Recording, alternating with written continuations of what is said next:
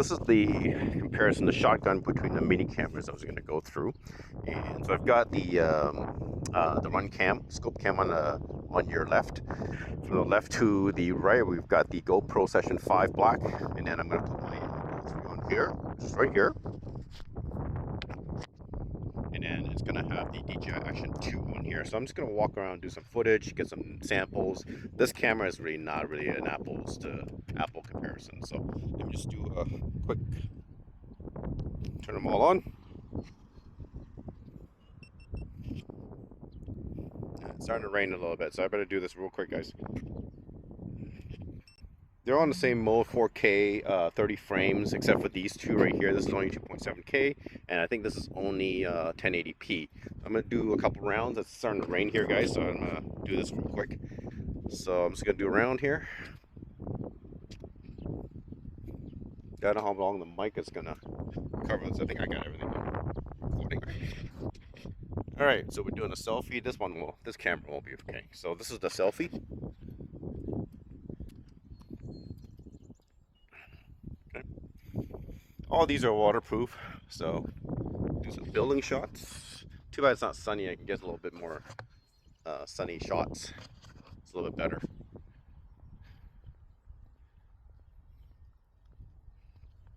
You'll see the ScopeCam it's a magnifying camera. So it's designed to put on rifles, bows, that kind of thing, to get that close-up shot. And if you'll see that if I move it slightly, it doesn't have stabilization. If I move it slightly, it's just going to go crazy. You'll see that if I hold it still, it's actually pretty good. But like all magnification, if you move it slightly, it gets magnified at the end, right? So there's some houses there, the plaza. It's the only plaza I can do stuff on. Everybody can keep away from me. I can do my thing. All right. There we go. All right. So that's it. I don't know if the selfie's going to show up on the ScopeCam. Probably you're going to see my nose hairs. But anyways, I'm going to close it up. It's raining. Starting to rain anyway, so I'll shut it down. All right, guys. Ciao. I'm going to move my GoCam back on my chest. That's why I love this thing. It's awesome. Anyways, I'm shutting off.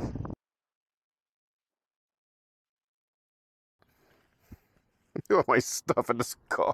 I don't get robbed. Alright, let me get in my car if I get wet.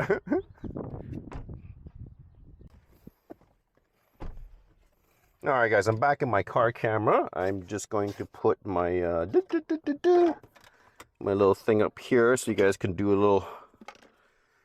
My little Spider-Man comes off. He goes on there. So you'll see this. This is kind of neat. I made this on the printer.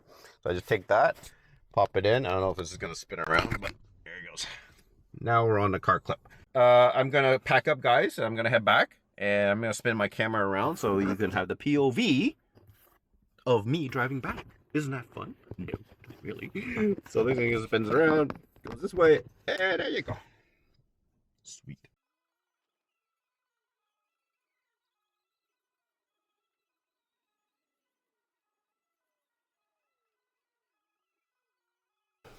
All right, Mr. Miyagi-Style. Happy Tuesday, guys. What a long day. I had to mow the lawn. I hate mowing the lawn. But I have my iced coffee with rum cream. Yes, it's Tuesday. Hey, guys, you saw the video sample of the 4 cameras. I want you to do a couple things for me, guys. In the 4 videos, take a look at them. And let me know which one you guys think is the best. Now, all the videos were pulled directly from the cameras. Nothing was changed. There was no color plus added to the Go3, nor was there any changes to the GoPro Session, nor the DJI Action 2. The GoPro Session and the DJI Action 2 were shot in 4K 30 frames per second at standard profile. The Go is the only one that shot at 2.7K at 30 frames per second and at standard profile, because that's the highest it can go. The Action 2 can go a little bit higher in frame rates. That's pretty much it. The GoPro is also maxed out at 4K 30 frames, and the little ScopeCam that's on there, that can only shoot at 1080p at 30 frames per second. Now, the reason why I put that ScopeCam is this segment is about miniature cameras, cameras that you can mount on things like airsoft guns, hunting equipment like bows, crossbows, that kind of thing. And that's something that I do a lot of, and that's another one of my hobbies. And I have a lot of colleagues and shooting buddies that are always looking for solutions for recording when they're out in the field doing any hunt or target shooting and that kind of thing. There hasn't really been anything lately. You know, there's only a handful of mini cameras out there, and I think it's one of the categories that's kind of forgotten and nobody's really concentrating on until the Go series came out, and that's kind of creeping up on us that we're seeing more and more potential in the mini camera being everyday use. I'm going to start off with the ScopeCam, which is this guy right here. You know, it's mounted on my airsoft pistol. It's a Picatinny rail. It actually mounts on and screws on. It's a magnifying scope camera. So basically what that means is that it's got a 4 times magnifier. I believe it's 4 times magnifying. So it's not really useful close up like you can with these cameras. Where it's useful is like I said, it's a scope cam. So if you're shooting at a target or something like that far away, this is going to capture and zoom in on that target, and it's actually quite clear. I've got this tested on targets and the range, and also when I'm hunting with deer and stuff like that. It is really clear for 1080p 30 frames per second camera. That's really the only use. That's why you saw on the sample it's all wonky and stuff like that, because it's magnified. If you move it, it just magnifies that movement, right? The pro of this camera is that it's small, it's thin, it's quick to use. Just press a button, it shoots, and it's very basic. There's no screen on it. There's no built-in screen. You can connect it to an app on the camera and download it and view the videos. The thing I don't like about this camera, and this also trickles down to the DJI Action 2, is that they're not very tolerant in terms of hot weather and cold weather. I'm not sure why that is. With a scope camera, you think it's mounted on a rifle. That's not always, I guess, in some places it's always just a nice temperature weather, right? But in Canada here, we go from one extreme to the other within 20 days. Especially with hunting, where I start season warm and then I end the season super duper cold, right? So October to December. So I need tolerance for both season, both temperatures, hot and cold. And that's where the ScopeCam doesn't come in, because the ScopeCam, it's okay in heat, but in cold, it just won't turn on. And I did some research and I talked to the company, and apparently it's the insulation because it's all aluminum. The whole thing's aluminum. So the internal mechanism gets really cold, and it just will not turn on. It won't start recording when you turn it on. So that's a bummer. So I can't use that. And I would love that this camera, because it is a 4x zoom. It gets me closer to my target when I'm hunting or doing target range shooting. But it is what it is. I'm hoping that I think they've got a couple of versions out, and I don't think they're any better. I guess they're just not designed for all weather use. Which brings me to the GoPro Session 5. GoPro Session 5, I've had this for about 4 years now, and it's an older camera. It's been out for a while. I love this camera. I still use it for like my RC and stuff like that. And I was using it on my airsoft and my hunting, and I'll tell you why. Instead of using the Action 2, which is a newer camera. The GoPro, it's never given me an issue with weather. You know, it's never given me a temperature problem, whether it's hot or it's cold. This thing is always turned on, it recorded, and it was done, over with.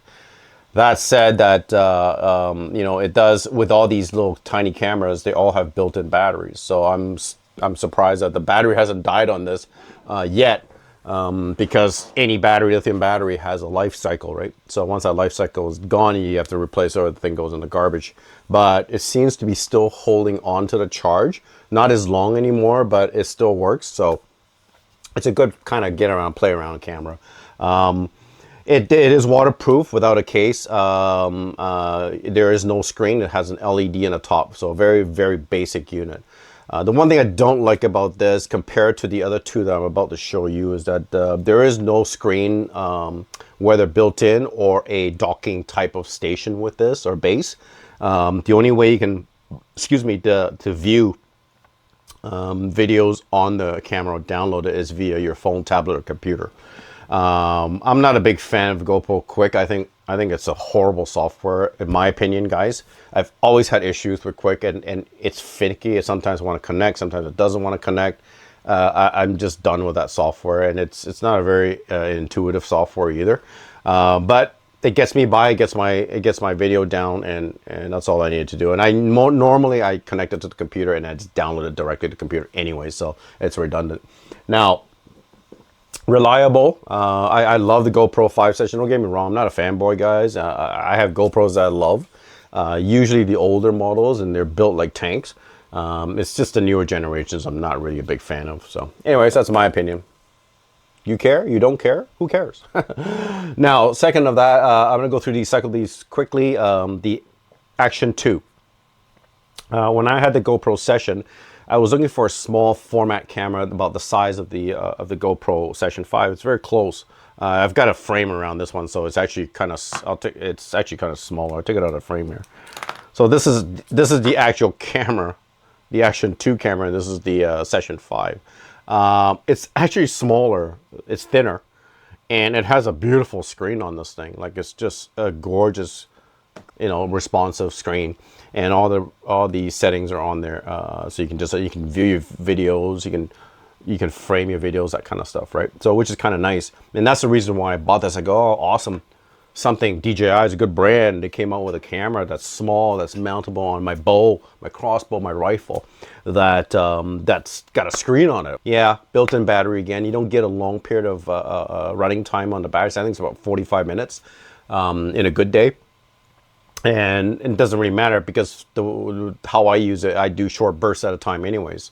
So I don't run it for an hour at a time, right? And it's tiny enough, and it's magnetic too. Like, you can just stick this on something. It's kind of cool. At the bottom, it's magnetic, right? And then you can start shooting, and it's 4K, and it goes up to, I think, 120 frames on this, which is better than the GoPro, and it has time shift and all those other features. So I thought, okay, perfect. Pull the trigger. $500 later. Loved it. Love the camera. I play with the camera all day, every day. And I can't wait to get this out hunting with me, or season's gonna start soon. I got all the gear all done, all the accessories and everything. I was aware that there was a heat issue with the Action 2, and DJI tried to fix it by making these plastic kind of covers for them that dissipates the heat a little bit better, and that kind of worked. It's only a couple degrees. It kind of worked. Some people say it worked, some people say it didn't. Didn't really work for me. Maybe I just got a bad unit, but mine overheats after about 10-15 minutes. It starts getting warm, this thing, and it gets hot. And then I'm thinking it's not me, because then they came out with another solution. So the last firmware they updated was about 2 years ago, which is sad because you can still buy this camera, it's still active, and they haven't had a firmware update in 2 years. So basically they've given up on this camera. So they said, we're done. But why are you still selling the camera? That's my question, right? You're supposed to support your camera if it's still an active SKU. Therefore, you're supposed to support your camera by updating firmware updates. And I'm pretty sure there are fixes for this, or features that you can add to it, not just a temperature thing. So the last update they did, it's not really a fix. What they did was they added a feature onto the camera that has a high heat tolerance feature. So basically, right now it has before it had a heat setting to medium and low, I think. Before it shuts off, it's like a safety mechanism. So what they did was they didn't fix the heat issue. They just tweaked the camera to not shut off as quick when it gets hot. So they basically up the temperature of the safety high before it shuts off, rather than shutting it off like it did before. Which I thought, that's kind of weird, because they're basically running the camera hotter before it shuts off to give you that 10-15, I've discussed this in another video, to give you that 10-15 minutes of extra shooting. Electronics don't like heat, because over time, when a product keeps overheating, it will actually reduce the life cycle of that device, whether it's the battery or the circuitry inside. So you're constantly overheating this thing before it shuts off. That's what the setting is doing. So that's not really a solution. I was really disappointed. So the problem with this camera is, if it's too hot, it shuts down because it overheats too quickly. If it's too cold, it won't turn on. Like, I've been out when it's 2 degrees, 3 degrees Celsius, and this thing won't turn on. It says it's too cold. Since when did a camera doesn't turn on because it's too cold? Like, it's an action camera, right? It says, like you guys said all the time, it has action in its name, right? It's not It's I'm actually, I love DJI and I have their DJI A4 and I love their A4. I'm so disappointed at this camera, and DJI is not going to do anything about this. They don't really care about this camera anymore. It's basically left out to dry, which really sucks because it's so, I wanted to love this camera so badly.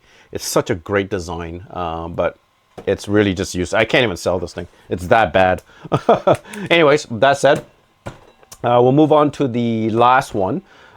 There is another, I want to concentrate on mini cameras. There is another mini camera that was launched, I think a year or 2 years ago. It's the GoPro Mini, okay? I don't have it. I almost bought it, but then it was $400 or $500. Like, it's not cheap. The Session wasn't cheap. You know what I mean? And I think it was a bit much for that, for what it is. It was a bit much, because for that same price, I had a DJI 2 that had a built-in screen on the camera, and it's detachable with a screen base that has an extra battery and an SD card. So I had 2 units for that same price, right? Actually, I paid less than what the GoPro is selling for now. And the GoPro, it's actually not that small. I looked at it, the physical size. I went to Best Buy and I took a look at it. It's not that small, not much smaller than a GoPro 11. Like it's more boxier. It's not rectangular. It's basically they took the GoPro 11 or 10 and they just chopped a third of it off, and that's what it looks like. It's a bigger. It's really big. It's not nothing like the Session footprint. So essentially, it's almost the size of the Go 3 in terms of the physical size, right? Except the Go 3 is rectangular rather than square. And I didn't like it because it didn't have a screen. You think for that price and for that size, they would slap a screen on there. It has the exact same LED screen that the Session has, which really sucks because navigating through that LED screen, a lot of times I just want to throw this thing out the window because of that, right? So that was one of the reasons I didn't buy it. And I'm sure it had good, I think it's 5.7K max on it. And I'm sure it has great video and all, but I might as well just get another action camera for that size and that price.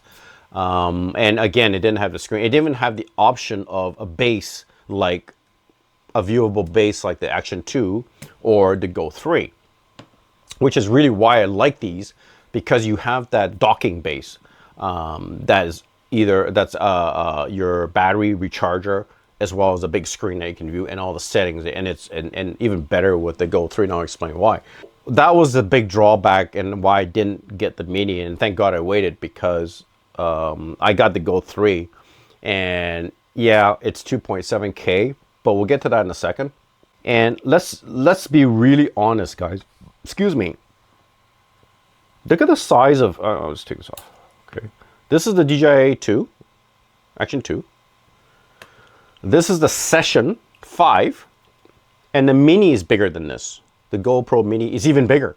Like, it's bigger than the Session. But look at the size of this. It's tiny. And yeah, it's 2.7K. You guys, oh, it's only 2.7K, 30 frames. I understand that. But this thing is wild. Like, and it's quite clear. It's magnetic. I can take this and stick it to anything and just hit record and it'll shoot. And it's about the same battery life as the DJI Action 2, around half an hour to 45-minute shooting time total. But I don't shoot solid. I shoot 10 minutes at a time or 5 minutes at a time. And then the nice thing about this is that, you know, let's say for the Session or the GoPro Mini, if I run out of power, what do I have to do? I have to plug it in and charge it, because you don't have a choice. You have to plug it in because there is no removable battery. Okay, so these are the drawbacks of these mini cameras. They don't have that you can just swap out battery when you're out of power. You have to plug it in, charge it, wait, and then use the camera when it's fully charged. This is really nice. The charging on this is once you drop it in the dock of the Go 3, it automatically starts charging. You'll see a red light come on and it'll start charging, and it's actually very quick charging. It takes like 5 minutes and I can start using this thing again. So it's kind of nice to have that kind of feature, right? But the convenience of it detaching like that, plugging in, and the one thing that this one has, none of these have, is the ability to remote from the base to the camera. As long as this is on and this is on, wherever I'm moving this, it's Bluetooth, so it has about a 10 meter, I would say more likely 10 to 12 feet range. that you can remote control and see wherever this camera, you can see it on here, right? So that was the one big thing for me, was to have this, because if I have this mounted on my bow or my airsoft, I have this to view even if it's sitting somewhere else on a tree. Because what I plan to do is I want to be able to easily move my camera from my weapon to a tree mount on the top, so I can move it back and forth easily. I can't do that with a GoPro. I can do it somewhat with a DJI. So hopefully I don't slip it out of my hand and fly down. I'm usually about 20, 30 feet up on a tree. If it falls down, it's staying there until I come down the tree. And I want to be able to take it, and I've got a mount on, I'll show you my bow, that I can just easily, so for example, this is my compound bow I used to hunt with. I have my bow usually on a sort of a stand on my tree stand that just stays there. And I just pick it up when I'm ready to shoot, right? And you'll see I created a Picatinny mount on the side. For me to, let's say if I'm ready to shoot and I have a game in front of me, I can take it from the top, bring it down, and I can easily just drop this. Oops, and tighten it. So I can easily just take that and just clip it on there, and I've got a camera sitting in front, and I can just shoot this way, right? So that's the kind of thing I'm looking for, and that's the kind of stuff that my colleagues and my shooting range buddies are looking for as well. Easy transition from one spot to another, and that's why this comes in really handy. We don't have that with a GoPro. If you finger mount this and screw it in, you have to take it out and then screw it in. That's what I had to do when I was using the GoPro. That was the only thing I didn't like about it. So what I did was, the nice thing about it, at least I kind of DIY'd it, so at least a Session has its removable from the bracket. So I would buy several of these and just have them all over the place. But then I would have several brackets everywhere, and then I would just plug it in and then snap it down. It's still a bit of time to do that, right? And the DJI was a little bit better, but I stopped taking this out hunting because I knew it wasn't going to work, especially when it's cold. Don't bother. I know it wasn't going to turn on, and I've taken it out a couple times. It didn't turn on. So anyways, that said, so the transition between one spot to another is where this comes in handy. And where I found this really useful was before, when I used to go out, I used to, go get my massage, go for a drink, go with friends, walk the dog. I would always take my Ace Pro with me, or my DJI, more Ace Pro now, because I prefer the Ace Pro as a versatile camera that I can shoot when the light goes down, right? And I know I'm going to get decent quality. Now, unfortunately, this is not great in low light, and I think maybe in the next version they'll hopefully kind of tweak that a little bit, or make that a little better, or give it a larger sensor. But for me to go out now, and I'll have this magnetic necklace on all the time, and I can just, I have this on a holster here, and it's on my belt, and I just pop the little camera out, and I pop it on here. It sticks on my chest. I can start filming. Or if I'm in my car, I have a mount in my car, I stick it, or I can stick it on any metal part anywhere. If I'm at a restaurant or a grocery, I can stick this on a metal part. Just don't forget it. Expensive camera to forget at a grocery store. And you can film yourself pretty much in any angle, any way, right? And the 2.K is really clear. That's the reason why I like this camera. And it's small, like compared to the traditional style camera. So I'm going to use the DJI, which is the smallest of all of the action cameras. GoPro is the same size, almost the same size as the Ace Pro. The actual DJI is smaller than the other two in terms of profile. But look at the size of the two. This is still smaller, the Go 3. Now, you are limited. This is not going to take over your main action camera. It's not designed to. It's designed as an extra tool, or an addition, a complement to your existing action camera. Let's be honest. I'm not going to say, oh, this is better than an Action 4, or I'm not going to lie to you. This is better than Ace Pro. It's better than the GoPro 12. It's not. It's that simple. But what it's designed to do, the other cameras can't do. Just like the X4 or the X3, it's a 360 camera. I'm getting tired of these people who are cross-comparing devices. They're taking the DJI Pocket 3 and they're comparing it with the Go 3, or they're comparing with the Ace Pro. It's the stupidest comparison ever, because they're not even in the same category of cameras. You can't, yeah, of course the Pocket 3 is going to be better because it has a bigger sensor, right? It's great for vlogging, and I admit to that. I don't disagree, but you can't. It's not an action camera. You don't use that thing in action. You don't carry that thing near water. You can't jump into the pool with it. It's a kind of a silly comparison. If you're comparing quality, yeah, You don't even have to tell me or do a video. I already know the Pocket 3 quality is going to be better than the Ace Pro or the DJI or the GoPro 12. It's just that simple. If you look at the hardware specs, that tells you a better image quality, right? So I'm tired of these kind of comparisons where, you know, people are comparing Ace Pros to SLRs. I'm like, you know, it's kind of silly, guys. So I try to keep things in perspective and compare kind of apples to apples and oranges to oranges, not apples to oranges, right? But so that's why I'm saying that this is not to take over your action camera. It wasn't designed to, and it's that simple. And people think it's a threat that, oh, people say this is better than action. It's not. It's not. It doesn't even have the resolution, right? And it doesn't have the versatility, and it's not rugged. The body is not waterproof, therefore it's not really designed to be in an action. You can put a waterproof case on it and make it an action camera if you want. You can take the little camera. This is waterproof, and this is a pretty tough little guy. You can take this one as an action camera, but again, you're still limited to the resolution, the settings, all the customization that a normal action camera could give you.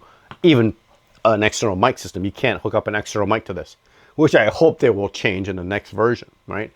Because I would love to connect my DJI 2 to this and have this as a remote. That would be awesome to have this as the camera, and then my DJI remote mic. That would set a whole new precedence of this camera in terms of the different types of shooting style and ways of shooting. So that said, I'm gonna put my DJI back too. So I'm going a little bit long here, guys. Just so you know, I want you guys to do something for me. The comparison that I put in the front, again, I don't have the GoPro Mini. I can't say that it's better or worse. I just know that because of the footprint of that, it wasn't compared to these guys. I would rather have these guys and get that docking station with it, whereas the GoPro doesn't have that, right? I'm sure it's a good camera. I don't have any experience, so I'm not here to judge. I'm just telling you why I didn't get it, and those were the reasons. I want you guys to kind of roll back and look at the video samples I did at the beginning. And I want you guys to pixel peep. Really, I do. I did. And I want you to look at all, don't bother on the ScopeCam. It's just a silly, I just did it because it was a mountable, whatever. But look at the 3 samples, okay? Now GoPro, albeit it's an older 4K resolution, it's a 4K 30, but it's still 4K, right? Now DJI Action 2, a lot of people say, oh, this is a great, best camera ever. I love this camera. It's better than Ace Pro. It's not really, because if you look at the DJI Action 2, these are untouched videos. I had to adjust the sound because of the wind. I had forgotten to turn on my DJI mic too, duh. So I had to use one of the sound from one of the 3 cameras. Believe it or not, the Go 3 had the best sound. It was still that wind noise, so I had to go into CapCut and tweak that noise out a little bit. So I had to do that voice enhance and that kind of thing. So that was the only touch of all the videos. And if you look at the comparison of the 3, look at the one where I'm doing a selfie. And look at the back, look at the sky, look at the houses at the back, look at the trees behind me. And at the beginning, when I had the view of my vehicle, the back of my vehicle, look at the details of my vehicle compared on all 3. This is my opinion, and this is, maybe I'm wrong. Tell me, guys. I would love to hear from you guys. But the Go 3 looks better. I'm sorry. In terms of detail of the car at the beginning, when you go to the selfie area, now, granted, the sky, I think the GoPro actually looked a little bit nicer. DJI has a tough time with skies. I don't know why. Even on my Action 4, it does not like skies and clouds. It just doesn't do a very good job for some weird reason. So I don't know why. The Go 3 was the second best with the sky, but the problem with the GoPro was that it was underexposed. Like with the new, you can see the Action 2, the Go 3, it gets brighter, and it gets even brighter with the newer technology. The exposure on the Go 3 is actually much better than the other 2. Even on the Action 2, and the Action 2 is supposed to be a relatively new camera with the latest technology, right? Now I'm sure you could probably fix that in post. But that's not the point. The point is that out of the camera, how it looks. I can fix the Go 3 in post too, right? Or I can fix anything in post, but to be able to take that out of the camera and not have to do anything, and that's the point of this comparison, right? Take a look, guys.